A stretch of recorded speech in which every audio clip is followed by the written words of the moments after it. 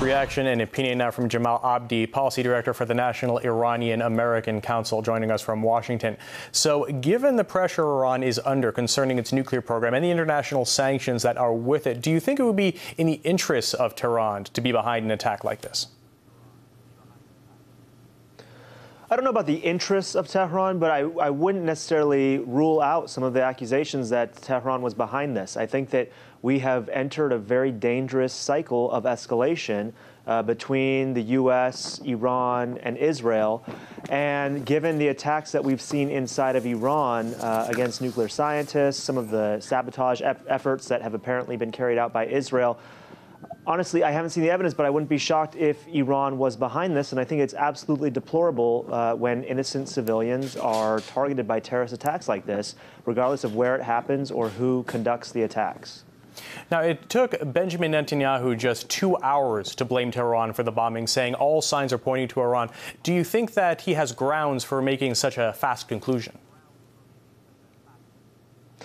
No, I don't think he has grounds to make such an accusation. I think it's an extremely dangerous accusation, and it really feeds some of the concerns that I know privately officials have in Washington have expressed, that these attacks that have been carried out between the parties, between Israel and between Iran, could somehow provide casus belli for a war, and could actually provide, in the case of Israel, not necessarily having a pretext to go into Iran and overtly attack its nuclear facilities. If you have a situation like this in which Iran is implicated, whether rightly or wrongly, for a terrorist attack, that could create the basis for an Israeli counterattack that may be perceived as more legitimate than a preventative strike against Iran, against a nuclear program that all indications are has not developed into a weapons program.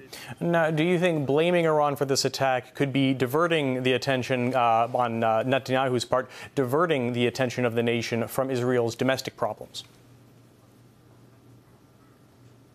I don't know. I'm not sure about diverting attention. I don't know what the intentions are of Netanyahu. I do know that he has used some extremely dangerous rhetoric, and that there does seem to be a push by him to ratchet up the pressure for military action conducted either by Israel or the United States.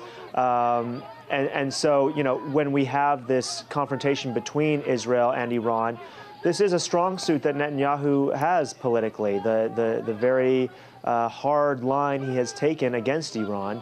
And so, I don't know that it necessarily undermines anything that he's trying to do by immediately blaming Iran for this before even his own intelligence people have declared that Iran is behind this disgusting attack. Now, the U.S. has recently reiterated its support for the Jewish state. How far do you think they would go to back up Israel should they decide to take some action? I don't think the United States is going to have much of a choice, unfortunately, if it comes to a third party like Israel attacking Iran, or if Iran does something in the Persian Gulf and attacks or launches some sort of provocative actions against a vessel, a foreign country or a United States vessel there. I think we're on the precipice right here. And, this is a hair trigger situation. If something happens, the United States is very likely going to be sucked into it.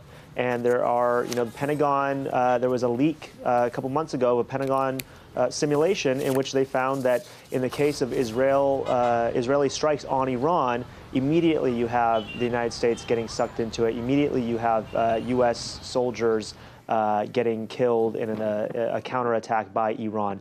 So the ability to control a situation like this, once it actually does spiral into a war scenario, I think is going to be outside of U.S. hands.